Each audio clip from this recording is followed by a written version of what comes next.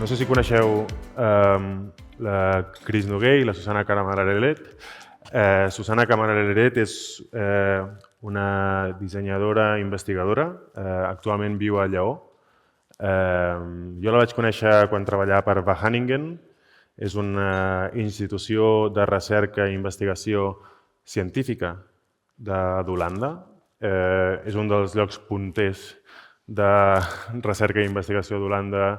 Ha treballat tant a Holanda com aquí a Espanya i des de fa uns anys està treballant a Lleó. Sí, passa, Susana, no te preocupes.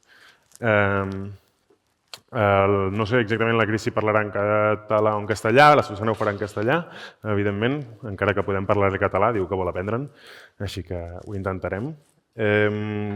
La Susana parteix des dels últims anys del lúpul i a través del lúpul i el context de Lleó, que és el lloc on més lúpul de producció de lúpul existeix, ha creat tota una ecologia de la seva pràctica, podríem dir, i aquest context, aquesta ecologia de la seva pràctica ha tingut a veure no només amb el material, sinó també en la localitat, en l'espai, en l'arquitectura, en les relacions, i no sols les relacions i les produccions d'aquesta imatge del lúpul, de les cerveseres, que tots coneixem, que tots han multiutilitzat, sinó també amb els sabers del territori, els sabers del cultiu, si és una mica el que ens ensenyarà. I la Cris, en aquest cas, és una dissenyadora que actualment està aquí, resident a Barcelona, i treballa en matèries també molt semblants a les que treballa la Susana, a la vegada que ella el que intenta és en un context molt més urbà, evidentment, les dues treballen en el seu context.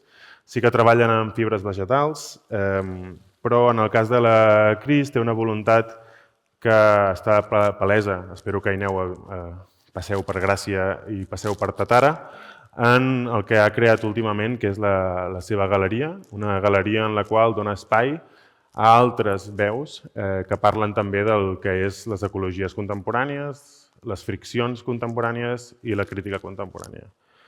He tingut molta sort de conèixer-les en diferents moments de la meva trajectòria. A la Cris la vaig conèixer, curiosament, a les dues us he conegut a Holanda, curiosament, perquè la Cristina la vaig conèixer un dia que jo estava al meu taller i va aparèixer per allà, i teníem una mateixa problemàtica, que era tornar a Barcelona. Ella havia estat fora molts anys, i jo també, i necessitàvem crear-nos un context, i un context que ella, veient-la ara avui en dia, després de molts anys, ha aconseguit crear i donar espai per a altres dissenyadors. I la Susana també ens vam conèixer a Holanda gràcies al Lucas Muñoz, un company d'estudi, amb el qual vam fer una primera aproximació a una cosa que es deia Spanish Dutch en Milán, un pequeño documental y exposición que hicimos. Sí, hace un montón, 2016 o algo así. I res, m'agradaria que les escoltéssiu perquè les dues són dues persones amb una feina molt profunda, però també amb una manera d'explicar i una narrativa que clarament estudiada i dissenyada. I per això jo crec que la primera persona que parlarà és Cristina, i quan acabis, Cris, vols que sigui la Susana? Vale, doncs som-hi. Doncs he començat amb aquesta vinyeta perquè, a més, per mi és molt descriptiva de com em sento quan estic en el món del disseny, el món de les idees, el món de la construcció, en el món del fer, el anar fent el món que vivim. I d'alguna manera mostra molt bé la idea de progrés. Aquesta persona mig contenta per agafar la poma amb una eina a la mà, que probablement si no tingués aquesta eina a la mà hauria trobat una altra manera d'agafar la poma. Hi ha una desconnexió entre el què vols i com ho fas. I aquí, per això, em sembla bonica aquesta diapositiva. I amb aquesta cosa de la desconnexió, la meva feina ha anat molt des dels últims anys sobre reconnectar, sobre revincular, sobre tornar a trobar els vincles entre nosaltres, entre el món del disseny, entre el món de les persones que estem aquí, amb tot allò, com deia la Ethel, amb tot lo no humà també, i en aquest cas és una vinculació amb el territori, El territori més pròxim, el territori conegut, com diu en Joan, el territori d'un coneixement situat, i en aquest cas és el Montnegre, i és entendre tots aquells materials que estan en els espais naturals però que són de molt poc valor. I en aquest cas era vincular-me en una fusta que normalment va en biomassa per fer-ne uns mobles útils, per dir així. I aquí hi ha tota una reflexió sobre aquesta idea de progrés, sobre aquesta idea de vincle, com jo exploro, diguéssim, a través del fer, potser aquests pensaments una mica més profuns que venen de tot el pensament contemporani. Aquí hi ha un altre exemple, aquesta és la peça que hi ha a l'exposició comissariada per l'Olga Subirós, el Mater Maters, aquí en aquesta casa, i per mi el que és rellevant d'aquesta peça és que és tota utilitzant materials de rebuig o de molt poc valor. En aquest cas he volgut enfatitzar la indústria del suro, que a Catalunya està molt per sota mínims, que està molt focalitzat també només amb els taps, i aquesta és una foto de l'última fàbrica que hi ha d'aglomerats de suro de Catalunya. Al perdre una fàbrica el que perdem és tot un ecosistema de coneixement, és un ecosistema de vincle amb el territori, en el qual aquesta fàbrica feia servir un tros de suro que es diu peregrí, i el peregrí és el suro que té menys valor, però que el que fa és que si som capaços, la gent que tenim la capacitat creativa i de generar coses, de vincular-nos en aquest material, llavors vol dir que s'han de tractar els boscos, s'ha de fer una gestió forestal amb aquests boscos per treure aquest material. Que desaparegui una fàbrica és una molt mala notícia per al nostre territori, l'última fàbrica que hi havia. I aquest és el tercer projecte dins del concepte de matèria dissident, que és l'exploració del sotabosc. El sotabosc, un bosc, al final és un ecosistema molt ric, però que els boscos que tinc més a prop a Barcelona són boscos que semblen més un jardí que no un bosc. Llavors, en aquest projecte el que vaig fer va ser fer ús del sotabosc, que és un espai molt ric, és la base de l'humus per crear biodiversitat, però com que es tracta com a material de rebuig, doncs el que faig és crear nova matèria per fer peces noves. I això és com la idea de fer un aglomerat de sotabosc. I aquí, després, si voleu, hi ha més mostretes. Llavors, aquí el segon projecte que us volia compartir era Desig i ficció, que és un projecte a Mas de Barberans, que el vaig fer amb la Sara González de Ubieta i la Bàrbara Sánchez Barroso, que van fer aquest vídeo. No sé si el podeu mirar. No sé si...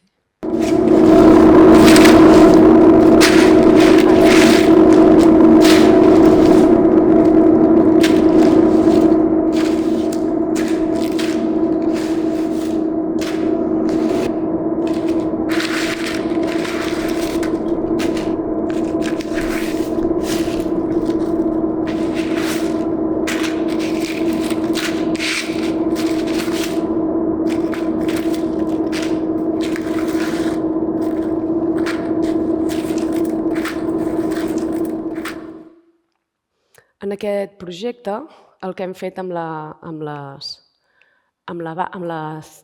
Sara i amb la Bàrbara ha sigut veure aquell territori molt concret i repensar tota la materialitat d'allà. I en aquest cas hem fet aquest vídeo que s'alimenta del que seria el disseny ficció, el disseny especulatiu, per entrar en la idea de com el desig, amb l'eina de la ficció, ens pot ajudar a generar un imaginari col·lectiu d'un futur decreixentista.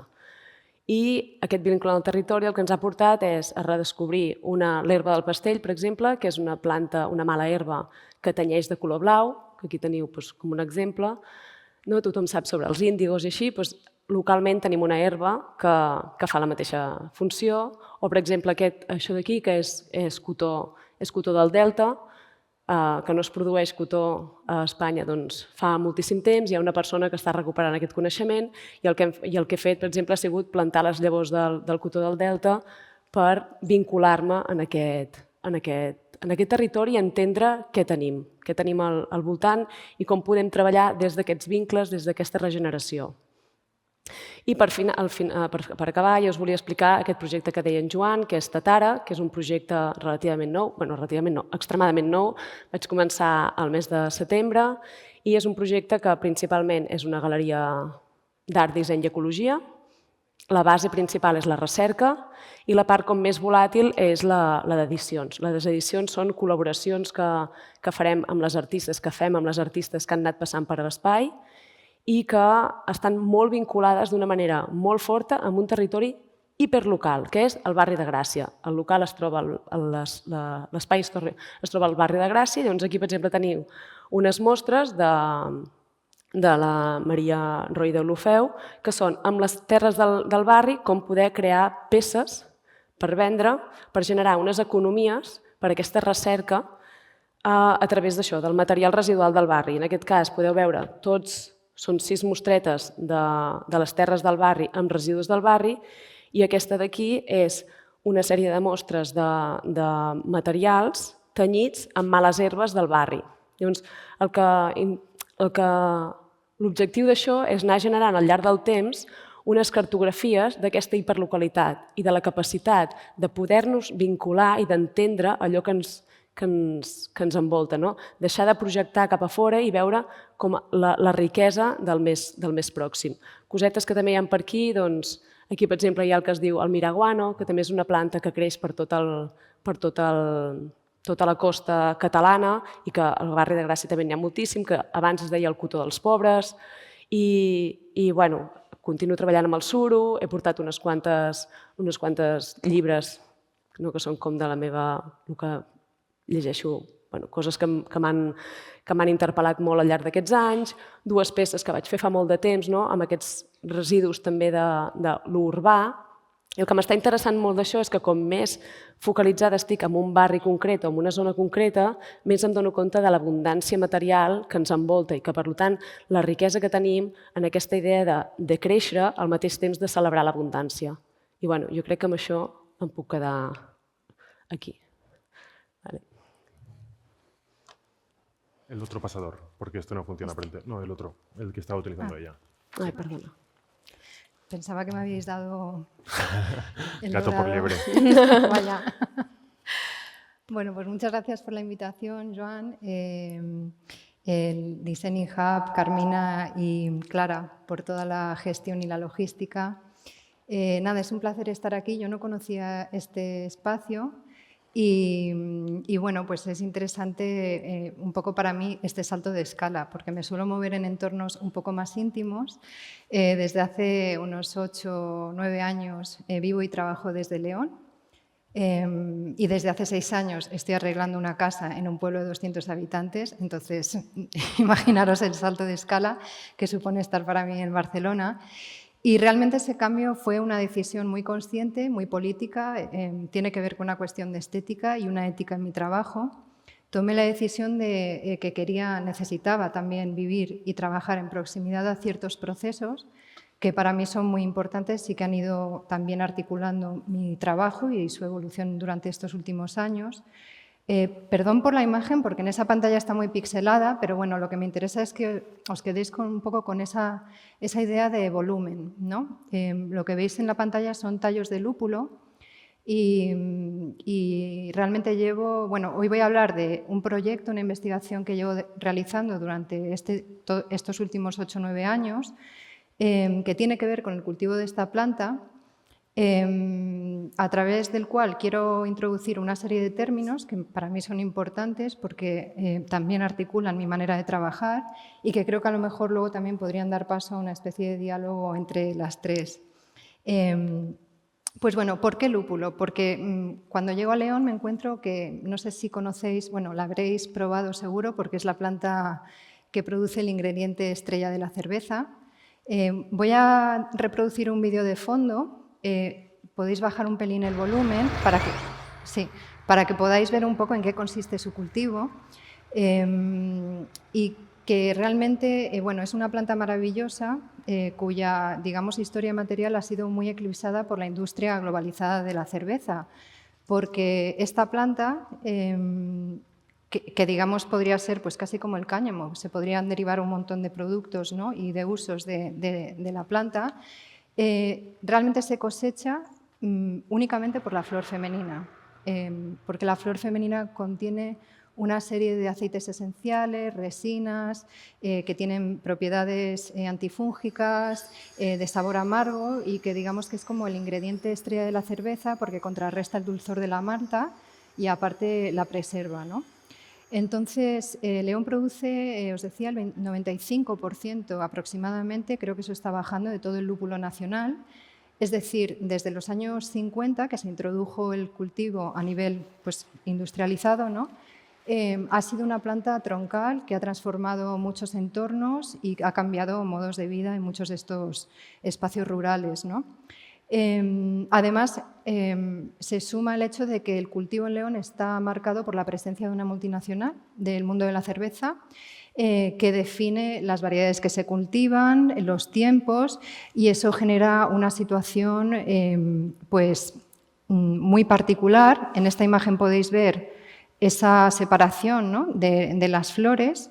Lo que hacen es que una vez al año, solo se cosecha una vez al año, cortan las plantas, separan la flor del resto del material vegetal y bueno, y entonces lo que podéis ver es esto, lo que se genera es esto, grandísimas cantidades de residuo, ¿no?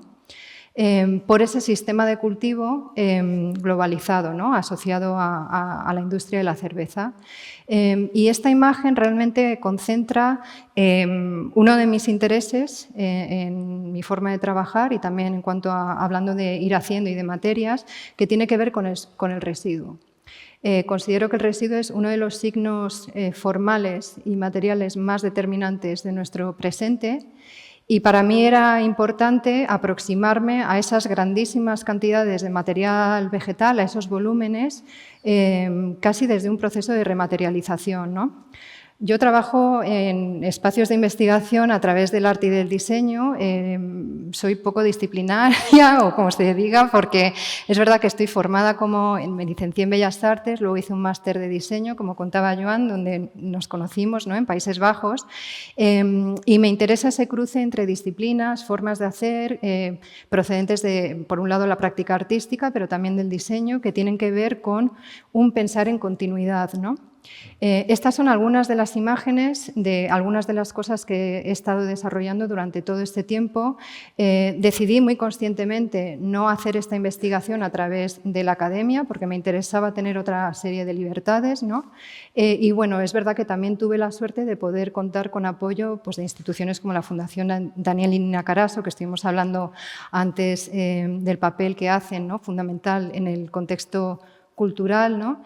Y otra serie de ayudas que me permitieron financiar la investigación, que esto también es un tema muy clave porque ese ir haciendo muchas veces tiene que ver con poder sostener estos procesos en el tiempo, ¿no? Pues un poco lo que decían también Inés antes, de no siempre es fácil y llega un momento que a veces pues, te lo planteas, pero bueno, es casi como una obstinación, ¿no? Como una obsesión. Entonces, bueno, pues volviendo a esa imagen de la planta, yo tengo tendencia a enrollarme, Joan, entonces por favor, córtame. Pero bueno, volviendo a ese proceso de rematerialización, ¿no? Eso ha implicado, por un lado, esa recuperación de la memoria material de esa planta. Se utilizó durante mucho tiempo como material textil, pero también tintorio, y aparte es una planta que pertenece a la familia de las canabeáceas, como el cáñamo, y que tiene muchísima concentración de celulosa y lignina. Eso hizo pues, que de un proceso inicial donde a mí me obsesionaba sacar la fibra para la elaboración textil, pues el primer año, como tiene ese ciclo de cosecha y cultivo tan particular, pues solo pude hacer papel. Y de ahí salieron una serie de materiales, que podemos ir hablando de ellos más adelante, de carácter más técnico, porque pues esa idea como de conglomerados hizo que mirase hacia el lado de la arquitectura. Y posiblemente también, bueno, vuelvo ahora atrás, porque por esa relación con mi espacio doméstico, ¿no? Estas son algunas imágenes de ese espacio en el que paso muchas horas, el pajar de la casa donde habito y trabajo, ¿no? Y de muchas materias que constantemente me recuerdan otras formas de hacer, ¿no?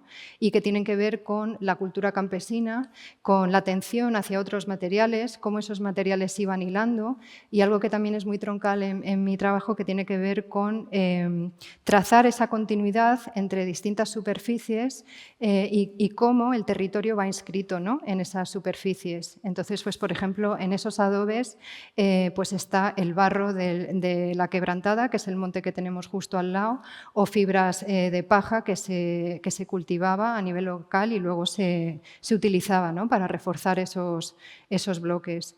Pero bueno, muchos de estos procesos han ido ligados pues, a esa creación de la memoria de manera colectiva, ¿no?, a acercarme a distintas comunidades también que habitan en proximidad de este tipo de procesos y entender un poco de alguna manera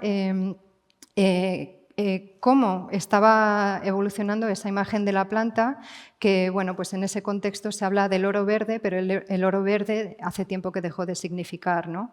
Ahí enlacé con muchas cuestiones que tienen que ver con temas de turismo y desde una idea que para mí es importante, cuando digo que en mi trabajo me interesa pensar en continuidad, muchas veces eso implica pensar a través de esos materiales y en este caso, pues un poco a través de esa estética vegetal, me interesaba mucho la idea de la amargura o del amargor.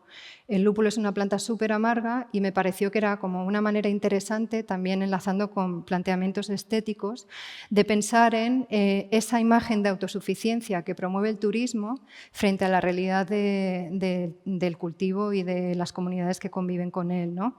Entonces, bueno, pues esto hizo que... A ver, voy hacia atrás, pero tengo que ir hacia... Voy hacia adelante, pero tengo que ir hacia atrás. Un segundo.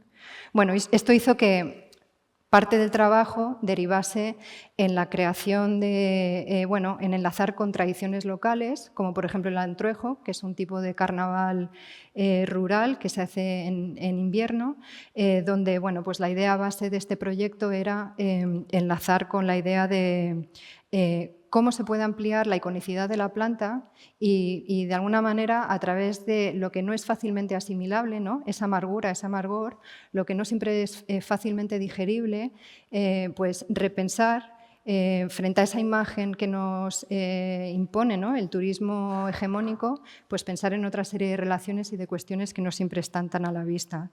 Y no me enrollo más, os dejo con otras voces para no escuchar solo la mía, porque un poco, como contaba Ethel al principio, para mí es muy importante esa idea de pensar en comunidad, ¿no?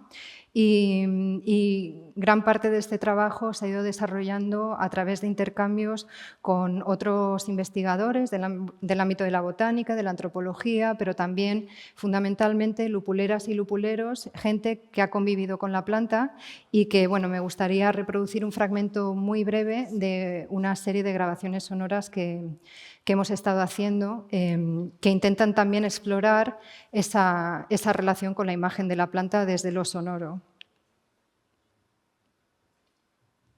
No sé si se ve. Sí.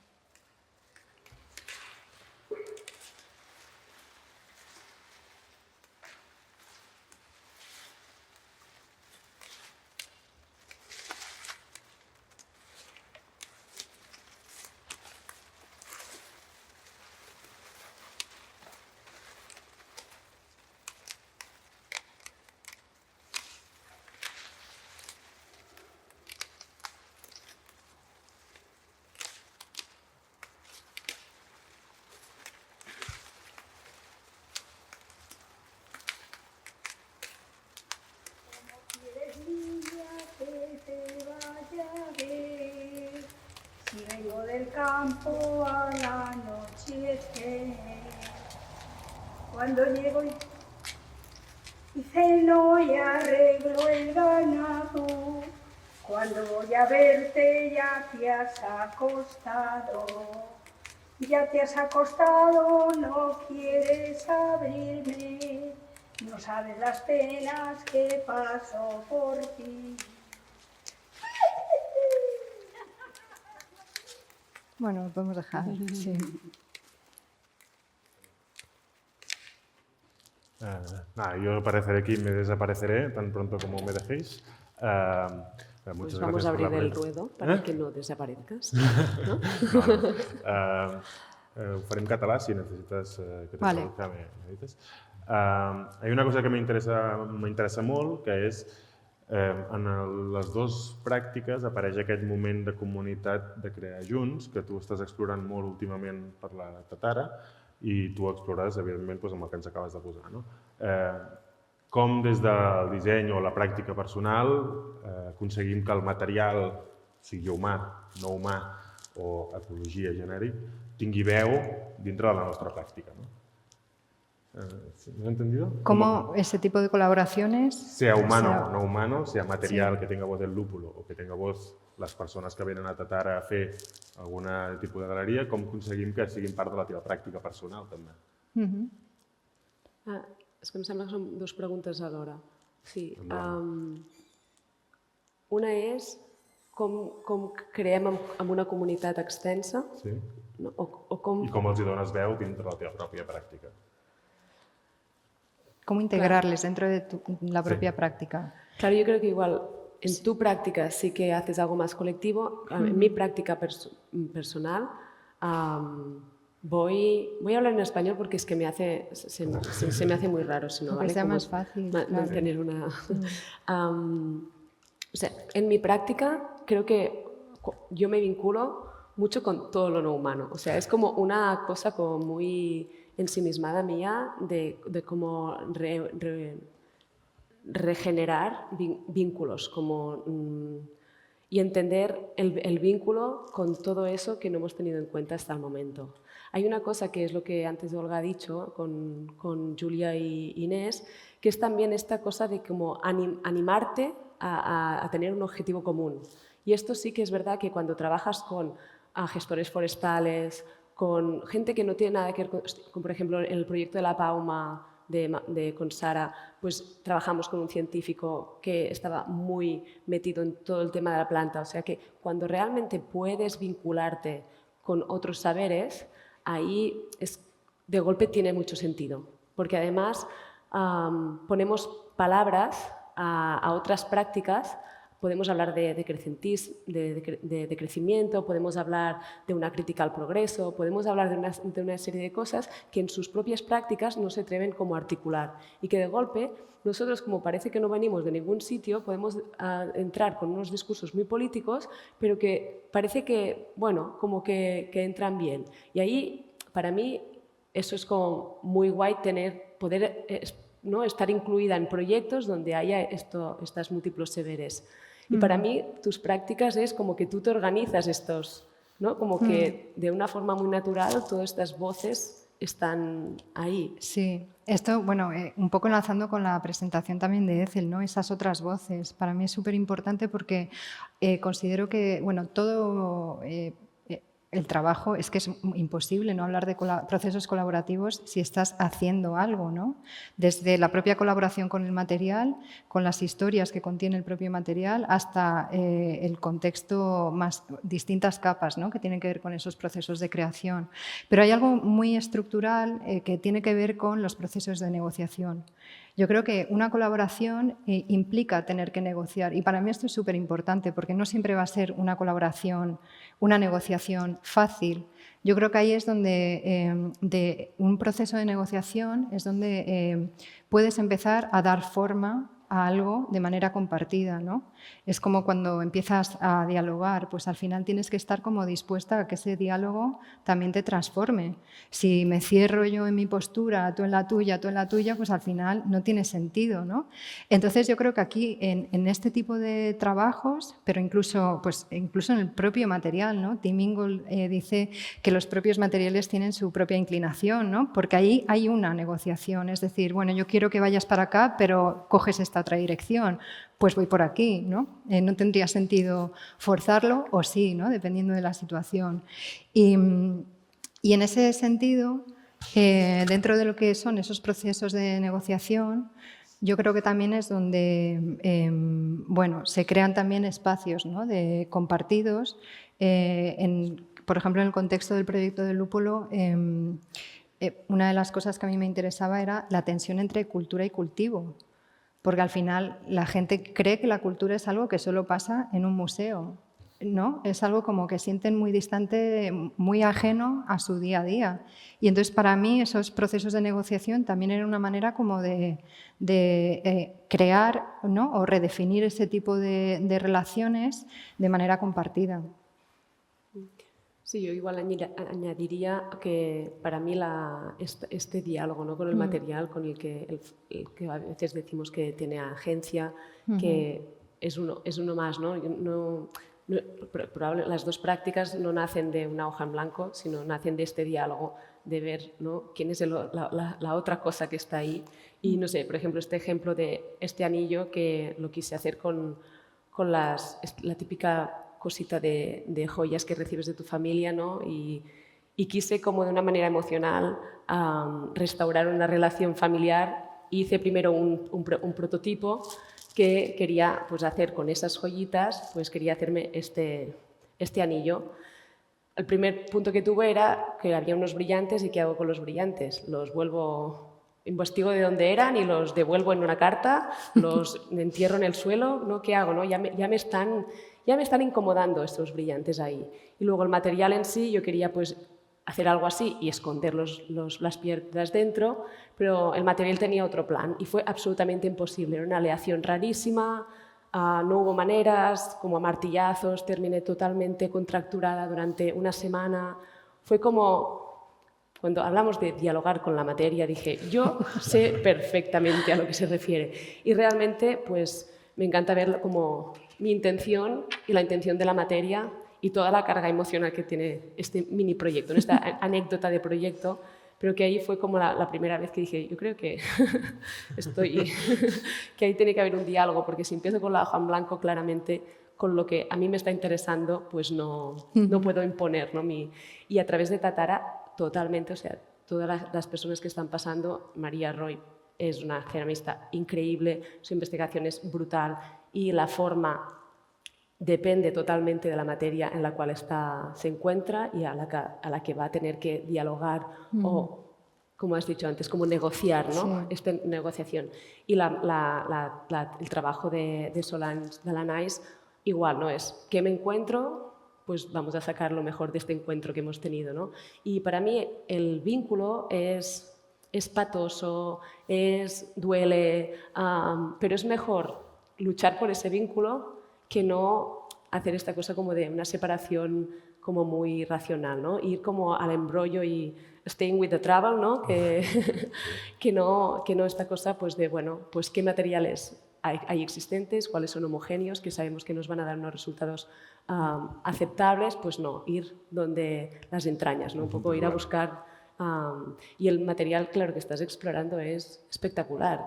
No sé cómo te sientes afortunada de estar ahí, como with the travel del material. Es que... Hay una cosa que no he contado, que es que la planta araña, entonces también tiene tricomas, que son como ganchos en todo el tallo, que eso es lo que la permite trepar. Entonces, bueno, pues me identifico mucho con esta historia de los anillos, esa frustración, cosas que contaban Inés y Julia antes, ¿no? Como de, es que, no sé, la magnolia, ¿no? ¿No te gusta o sí o qué, ¿no? Como... Pero en el caso del lúpulo sí que existe como esa relación de tensión donde, bueno, para mí es importante estar ahí en relación a ese material. No siempre es fácil, pero eso no quiere decir que no quiera continuar, ¿no? Y yo creo que la palabra que has utilizado, encuentros, es muy bonita porque es verdad que son como encuentros con distintas tensiones, ¿no? De distintas frustraciones, emociones, pero también como encuentros con distintas formas de conocer o reconocer un material, un espacio, como ese diálogo de saberes, ¿no? Que también forma parte de muchos de los trabajos que hemos visto hoy.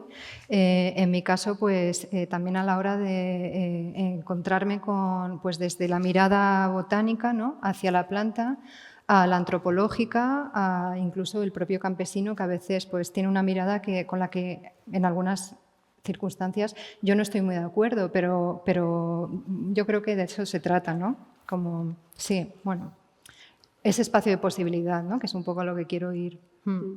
Hace muchos años, cuando nos conocimos, dijiste una frase que se quedó conmigo en la cabeza, que era pensar en el diseño que hacía no como un prototipo, sino como a proof of concept, como una prueba de un concepto, ¿no? Para ti mismo, para otros, ¿no? Cuando tratamos este tipo de otras agencias, digamos, ya sean publicaciones, ¿hasta qué punto una autoproducción o un pequeño paso, como decía Julia antes, de quedártelo a ti mismo, se convierte en una prueba de concepto, de creértelo antes de que exista o existe ya en el espacio cuando ya lo haces? Sí, yo creo que es fundamental. A ver, en el sentido de que una vez que materializas algo, ya sea una idea o lo que sea, pues también estás sedimentando todo un proceso de investigación, ¿no?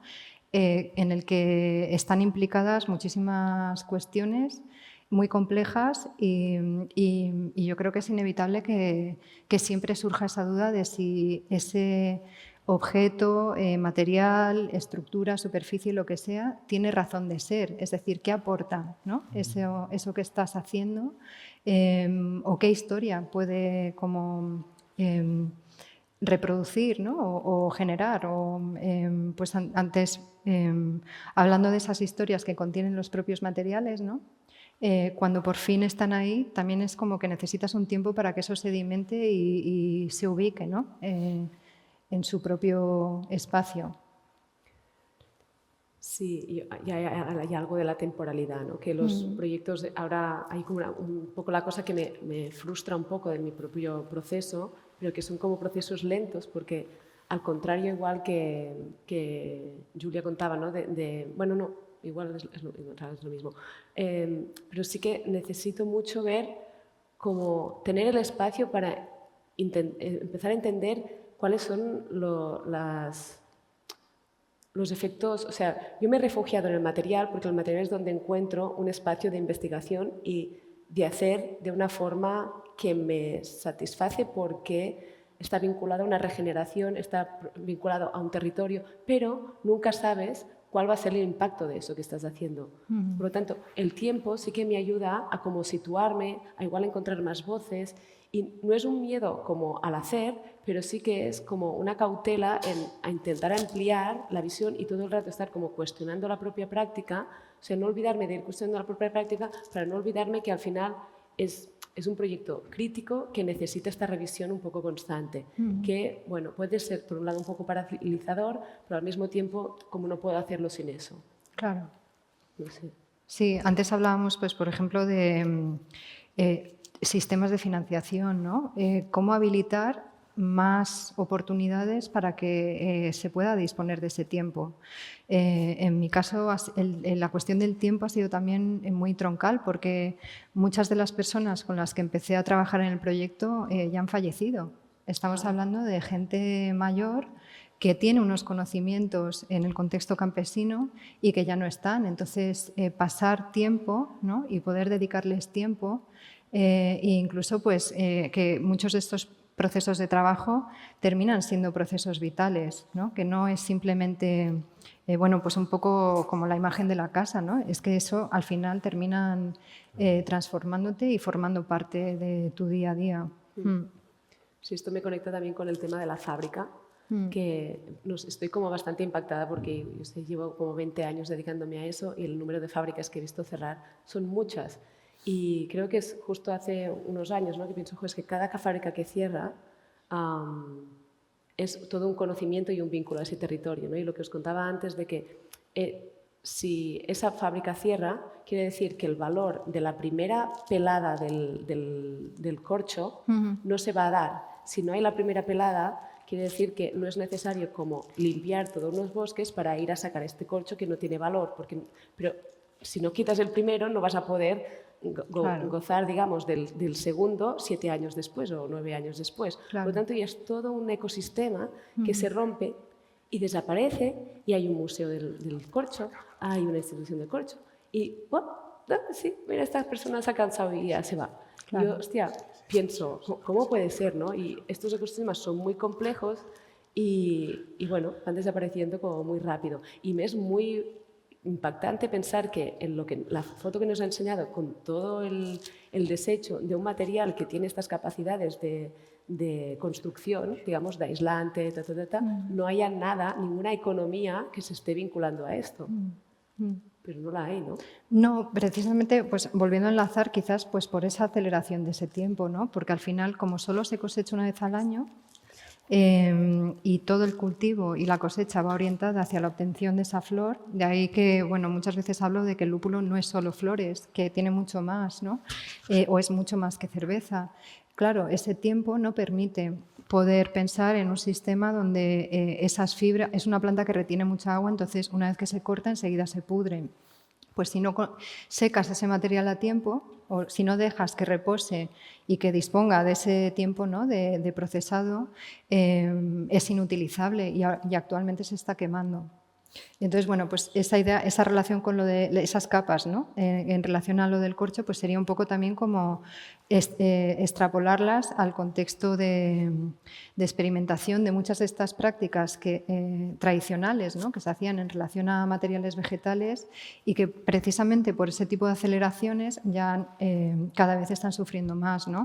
Y digo esto no con la intención de romantizarlas, porque creo que tampoco es el objetivo, ¿no?, de muchas de las cosas que hablamos, pero creo que sí que ahí hay un espacio crítico que nos permite también, pues antes hablábamos de formas, ¿no?, de asociaciones, de maneras de pensar en comunidad, ¿no?, en ese ejemplo maravilloso que mostró Ethel al principio, ¿no?, de cómo una comunidad es capaz de trabajar con lo que no se ve para luego resurgirlo y generar todo un ecosistema, ¿no? Y creo que ese pensamiento quizás más es lo que estamos, del que estamos careciendo, ¿no? Bueno, esto enlazaría con toda esa relación de la ecología con el hogar y demás que hemos hablado muchas veces, pero... Ahora se me ha ocurrido que, bueno, que ahí se me han ocurrido dos cosas, ¿no? Pero una es que todo el mundo de los biomateriales, cuando empecé como a interesarme por eso, pues me interesó mucho, ¿no?, durante un tiempo, pero enseguida me pasó que cuando me pareció, o sea, el momento de los biomateriales, quien esté haciendo biomateriales, genial, maravilloso, not my thing. Pero not my thing, ¿por qué? Porque me da la sensación, ¿no?, que como que ya hay tantas estructuras funcionando, unas maquinarias, ¿no?, que generan tanto residuo con unos materiales tan útiles, con tanta, ¿no?, falta de poder estructurar la oportunidad que ya un territorio sin nada nuevo, con los materiales arcaicos que estamos produciendo a gran volumen, hay tantas maneras como de intentar restaurar y regenerar estos ecosistemas con lo que tenemos, que la capa, digamos, de la innovación, pienso, ¿por qué no vamos aquí, no? En vez de estar como inventando nuevas capas de cosas. Y con eso era como un de esto para decir que durante un tiempo durante 5 años estuve en Ecologistas en Acción. Y yo decía, hay una invasión de algas en Cádiz. Oye, pues os pongo en contacto con no sé qué universidad para que hagan un biomaterial y así problema resuelto. Y os decía, no, porque cualquier cosa que tenga que ver con la economía va a hacer que el problema de raíz no se resuelva. Por lo tanto, tenemos que preservar la cosa tal y como está ahora. Y en el caso del proyecto que estás trabajando, el lúpulo, me cuesta mucho de imaginar que hay ya toda una infraestructura que genera unas economías y que todo ese material que no es como el proyecto de la lana que también tienes, ¿no? ¿Qué pasa, ¿no? ¿Cómo puede ser? ¿Cómo puede ser? ¿Es porque no hay financiación? ¿Dónde están las lógicas, hasta económicas? Porque sale de las lógicas económicas esto. Bueno, esto fue, no sé si tenemos tiempo, pero claro. No hay financiación, porque realmente es un espacio muy hostil. Parte de este proyecto se desarrolló en el ayuntamiento de lo que se considera como la Ribera del Lúpulo y fue súper complicado intentar que entrasen en el proceso de trabajo y que mirasen más allá de crear un centro de interpretación del lúpulo, que al final era pues otro equipamiento cultural que luego íbamos a tener que mantener, que no se sabía muy bien cómo se iba a gestionar, pero que iba a tener su sala de exposiciones y su auditorio, sin saber muy bien para qué, ¿no? Entonces, parte del trabajo también fue, vamos a pensar en en qué puede desplegar la imagen de la planta, ¿no? Y todas las posibilidades que tiene la planta, y a partir de ahí pensar en qué es lo que necesita para pensar en un cambio de sistema de producción, ¿no? Pero bueno, esto también pasa con la lana, Inés lo está también viendo, que es como al final se considera un material residual también. Y está ahí, y tienen propiedades magníficas. Yo trabajo con pastoras y pastores de la provincia de León que tienen sacos y sacos acumulados de lana porque pues el otro día contaban que les cuesta 1,65 € esquilar cada oveja y el kilo de lana se lo compran a 0,10 céntimos. Una cosa así. O sea, al final es una situación ridícula donde ese material, lana merina, se está tirando. Se está tirando y se está desperdiciando. Y bueno, pues es complicado porque pues antes hablábamos de este tema de las certificaciones. De ahí mi pregunta con estos materiales, pues al final estoy ahí intentando ver si hay alguna manera de que se puedan desarrollar, porque ¿por qué no podría aislar mi casa con lúpulo? Sería maravilloso. ¿Por qué no? Podría aislar mi casa con lúpulo. Claro, sí. Bueno, yo estaba pensando Claro. todo el rato que estás planteando... Claro, aislar tu casa con claro, lúpulo. viene un poco de ahí, ¿no? Pero no creo que pueda, porque hasta que consiga que los certifiquen, claro, pues va a ser como... Pero vamos, que ahí estoy como dándole... Hay al Instituto Eduardo Torroja del CSIC de Madrid, que tienen un laboratorio maravilloso. Pues, por ejemplo, estas dos muestras las traje intencionadamente porque estarían en el rango de resistencia térmica de la lana de roca. Es decir, se podrían hacer paneles aislantes, incluso paneles portantes tipo cartón yeso, que podrías luego revocar con otros materiales. Pero bueno, es verdad que hay como toda una serie de ensayos y de pruebas y de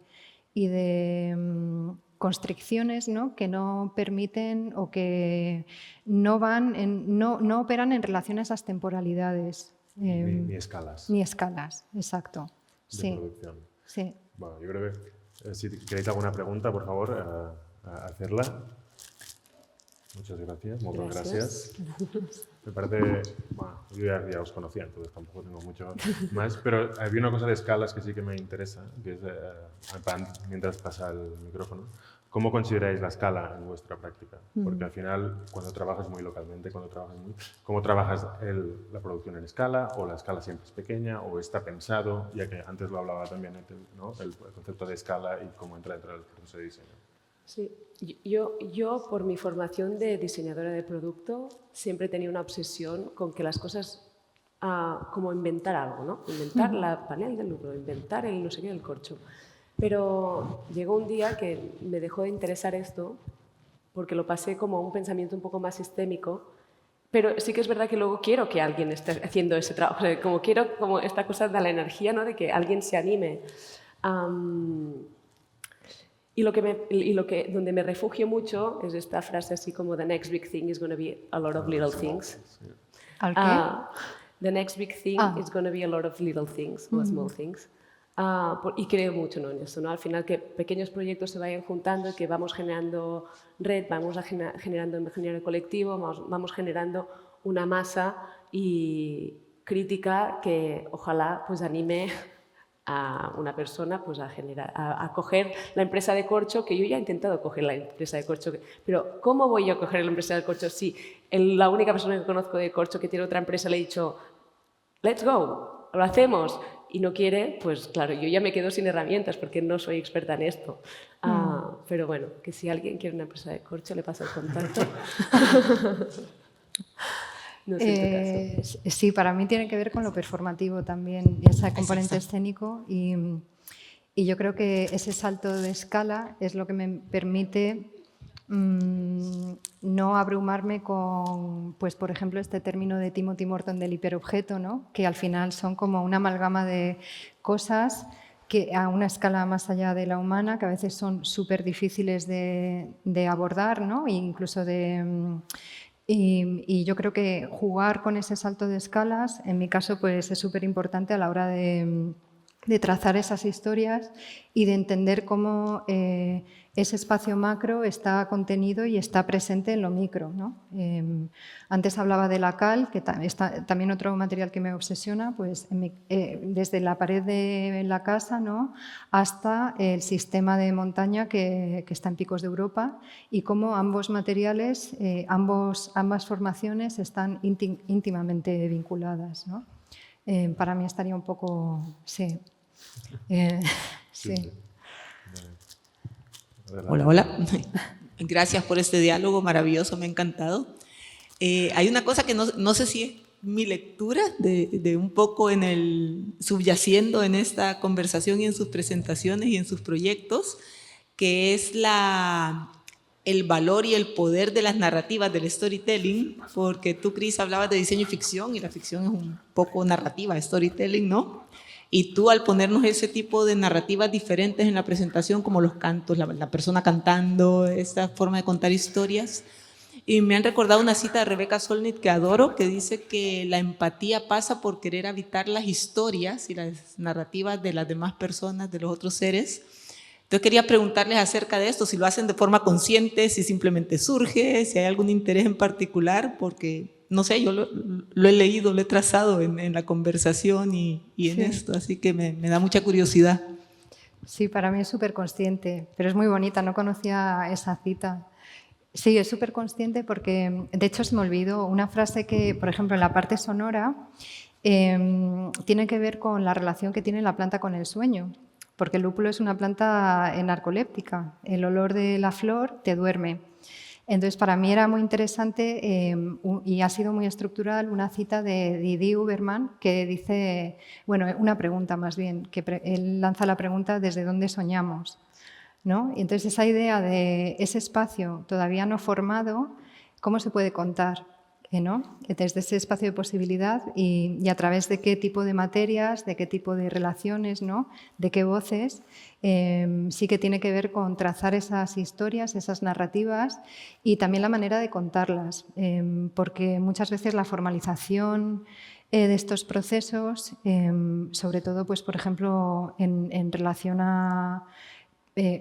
suele haber como esa tensión, ¿no?, con prácticas más extractivistas. Entonces, por ejemplo, en las imágenes que mostré antes del Antruejo, ¿no?, claro, es que son muchas cosas, pero son unos personajes que surgieron, no estaban pensados. Realizamos una serie de talleres tiñendo, elaborando papel, tejiendo, ¿no?, con cesteros, ¿no?, que nos enseñaron a tejer con el tallo, que también para Carlos Fontales fue un experimento para él.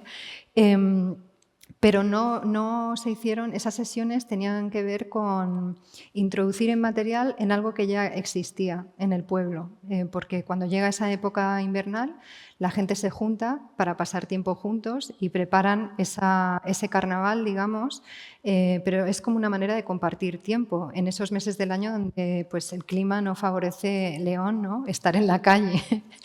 Y entonces de ahí, de insertar el material, surgieron estas figuras, esos personajes que los denominamos motas y manchas. Mota, que es el nombre popular utilizado para la flor, y manchas porque ellos decían, bueno, tú dices que tiñe, pero aquí decimos que mancha. Y entonces se quedó, ¿no? Y entonces al final eso lo que nos permitió fue como, hablo en plural porque al final fue mucha gente, ¿no?, y es mucha gente la que participa de estos procesos, fue introducir otra serie de narrativa en relación a la planta y otro imaginario, ¿no?, y otra imagen. Sí, que tiene que ver con contar otra historia. Jo volia afegir, bueno, como también, o sea, os veo, bueno, me han encantado las dos presentaciones y me gusta como veros tan situadas y con ese afecto radical por lo que nos rodea, ¿no? Y en el caso de Cris es el corcho y luego ahora pues esas materias que encuentra en Gracia y tú con el lúpulo, ¿no? Y me hace pensar en tomando, acabas de citar a Rebecca Solnit, ella tiene un pequeño libro que se llama Hope in the Dark, ¿no? Pues donde vosotras sois esa esperanza en la oscuridad, pero me gustaría como también aportar un proyectito, bueno, que no está mal, que está en la exposición y que tiene esta aproximación ecosistémica y de recuperación de prácticas y saberes preindustriales y que eso ha sido un éxito, ¿no? O sea, en algunos entornos se puede, cuando consigues esas alianzas entre la administración, profesionales, oficios, y es el caso en las Baleares de la piedra, ¿por qué se me ha ido el nombre ahora? Marés, de la piedra de Marés, ¿no? Entonces, ahí hay una persona clave que es, en aquel caso, pues Carles Oliver, ¿no? que es una persona de la administración que construye el manual de cómo construir con aislamiento de algas, de Poseidonia, bueno, que encuentran en las playas, de cómo usar la piedra local como material, incluso ya directamente como acabado final, ¿no? sin tener que ponerle un revoco, un yeso, una pintura encima, para vivienda pública, ¿no? Entonces, ese momento en el que la administración se implica y entiende que la manera de construir localmente con materiales locales tiene que ser un esfuerzo que solo la administración puede hacer, porque tiene que demostrarle a los otros sectores de que eso es posible y lo toman como un reto, digamos, público. Eso es una maravilla cuando ocurre, ¿no? Y ahora que tenemos que por primera vez ¿no? Empiezan a haber estas generaciones y gente joven que vuelve a trabajar la piedra, que entienden que pueden aislar con Poseidonia esto también va relacionado con lo político, porque eso se produjo en un momento de una cierta política social en Baleares que ahora se ha truncado y que ha prohibido esa práctica.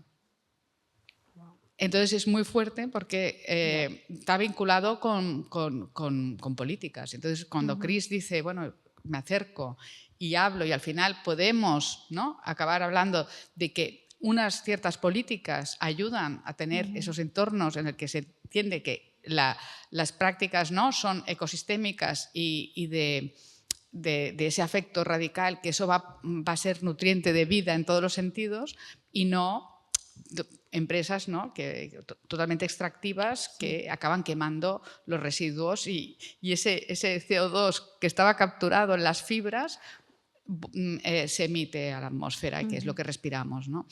Y entonces es eso, ¿no? Es como pensar desde cómo, ¿no?, cómo relacionarnos con qué agentes, ¿no? Entonces está muy claro, con las comunidades está perfecto, pero con qué agentes políticos y dentro de la administración hay que relacionarse, ¿no? O en el caso de la piedra de Marés, cuando yo me hice la pregunta, y esto lo hicimos el año pasado con Carmina Borbonet, ¿no?, hicimos una jornada de lo que se ha hecho en Baleares, lo podemos hacer en Cataluña, y convocamos a la Federación de Piedras de Canteros de Cataluña y a la directora de Vivienda Pública de la área metropolitana de Barcelona.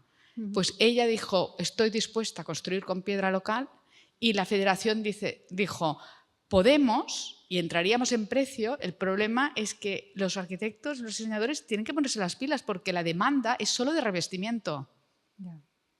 Y entonces esas propiedades térmicas y estructurales que tiene la piedra no se están usando. Entonces, esto de que invitar a otros agentes y que instituciones como esta sean el lugar también de encuentro, bueno, es fundamental. O sea, yo me apunto lo que organicéis, o sea, seguro. Sí, eso, pues mira, no conocía el proyecto, qué interesante, lo miraré luego con calma, pero todo este tipo de alianzas son fundamentales. Pero yo desde que empecé con el proyecto, la única asociación que existía de los agricultores en León se ha deshecho por presiones de la multinacional. La Diputación, hay gente que es afín de buscarle una solución, pero luego al final pues, ha habido un cambio de gobierno, etcétera. Como que al final no conseguimos que esto pase. Y al final es que tiene que ser un espacio de encuentro entre claro, no solo artistas, diseñadores, arquitectos, sino la administración tiene que responsabilizarse, ¿no?, de eso que está pasando. Los agricultores solas, no pueden sostener el peso de todo lo que está pasando, porque al final ahora mismo están perdiendo también dinero por el cultivo del lúpulo. Entonces, claro, todo ha subido menos el precio, porque se fija un precio, ¿no?, de cosecha. Entonces, sí, es un problema sistémico y necesita de una respuesta sistémica, totalmente. Hola, gracias por la conversación, súper interesante. De hecho, después de que acabas de decir esto, casi que no tiene sentido lo que voy a comentar, pero porque las complejidades de los grupos humanos están ahí, ¿no? Pero me preguntaba, en vuestros casos y también en los anteriores, que trabajáis con materia orgánica, con materia viva, ¿qué parte de espacio dejáis a que ese material tenga, ese organismo tenga su propia agencia, ¿no? Cuando hablamos de los escenarios multiespecie, en teoría el papel lo aguanta todo, ¿no? Y es como, sí, tenemos que dejar que, que esa materia orgánica tenga su propia agencia, pero ¿cómo se estructura eso en la práctica, digamos, profesional, ¿no?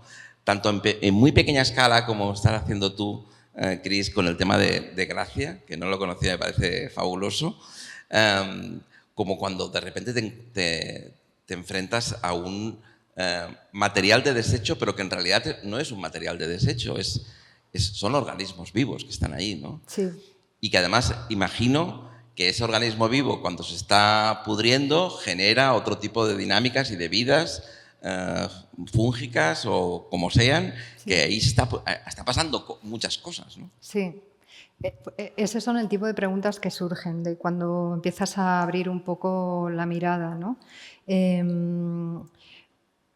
Claro, hay una parte que no he contado dentro de ese trabajo con profesionales de la botánica, ¿no? Sí que es verdad que quisimos, como por un lado, hacer como un trabajo de memoria, ¿no?, de recuperar la memoria de la propia planta, no solo de las variedades cultivadas, pero también de lo que se denominan plantas escapadas, es decir, plantas que vivían en un espacio en una parcela de cultivo, pero que cuando la actividad agraria abandonó ese espacio, siguieron allí y siguieron hibridándose con el territorio, y no sabemos si son, porque bueno, sí que se hizo un estudio en el siglo XIX de dónde se ubicaba el lúpulo, y por eso se decidió cultivarlo industrialmente en todo el norte de la península, ¿no?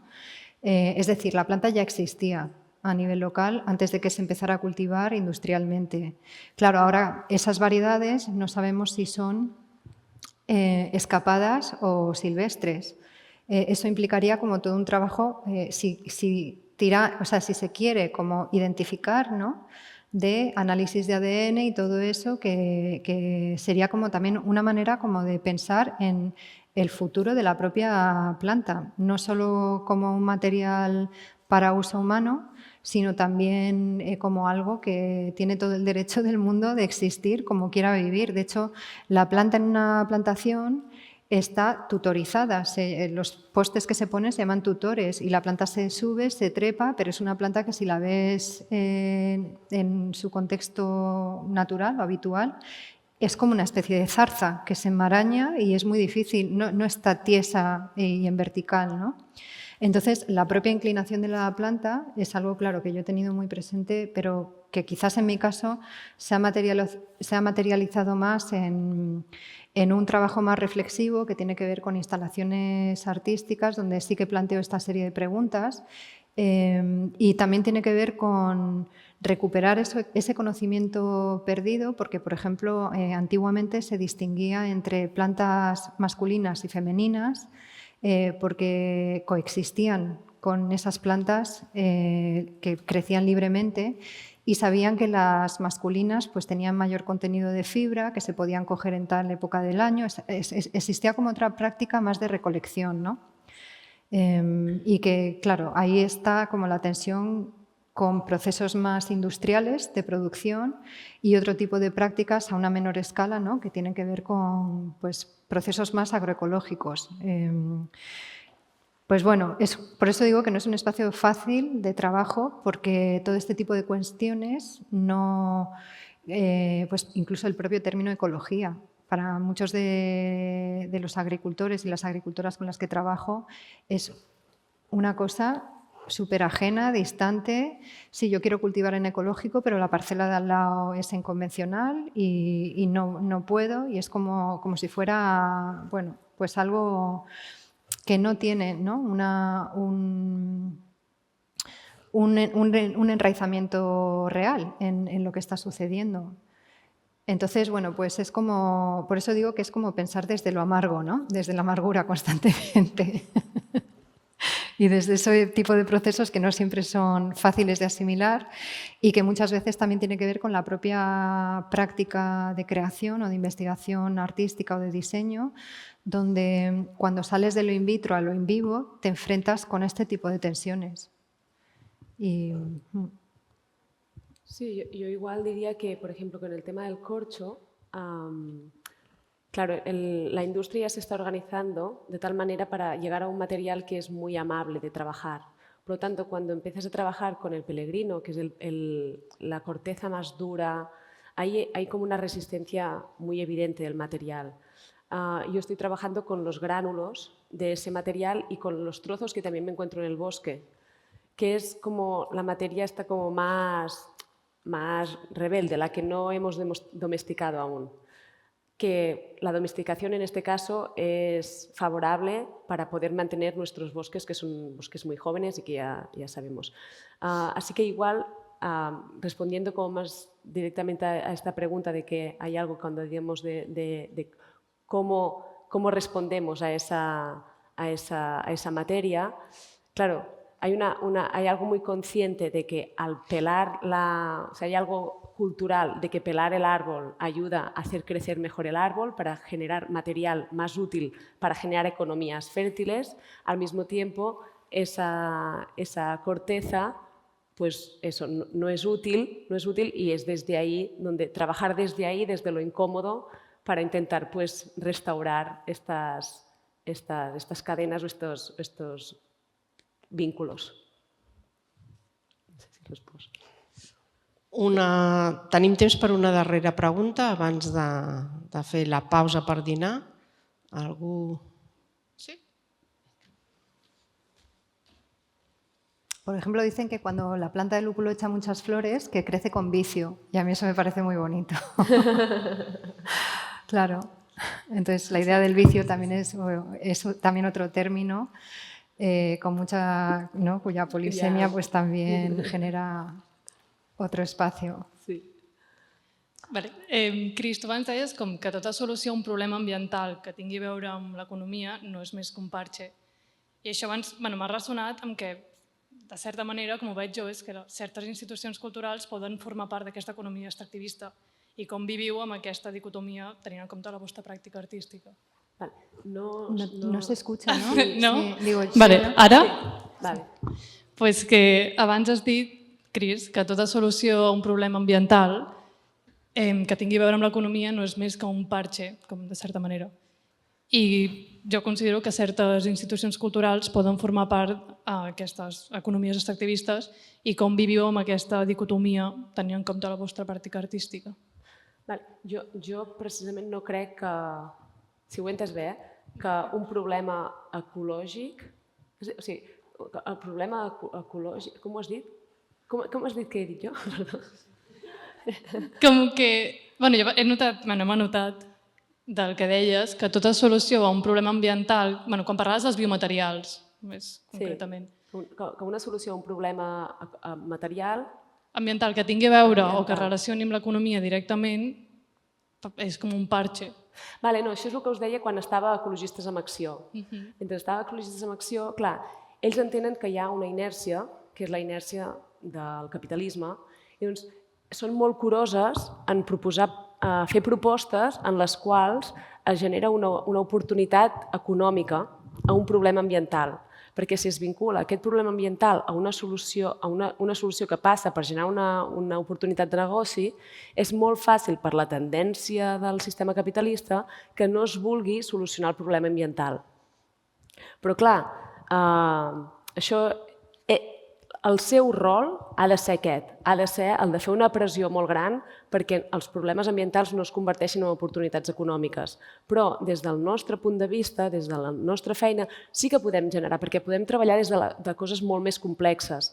Normalment una organització ecologista parla a tota la societat en general, nosaltres podem treballar des de la complexitat. I aquí dir, bueno, mentrestant això està passant, podem generar uns coneixements, uns vincles que aportin una economia per fer sostenible aquesta idea parche, doncs si ho podem fer, diria, fem-ho.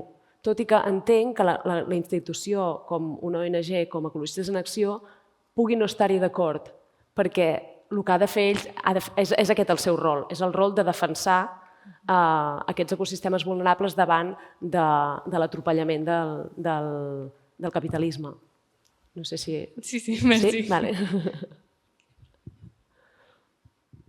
Bé, moltes gràcies, Cris i Susana i Joan. Un aplaudiment.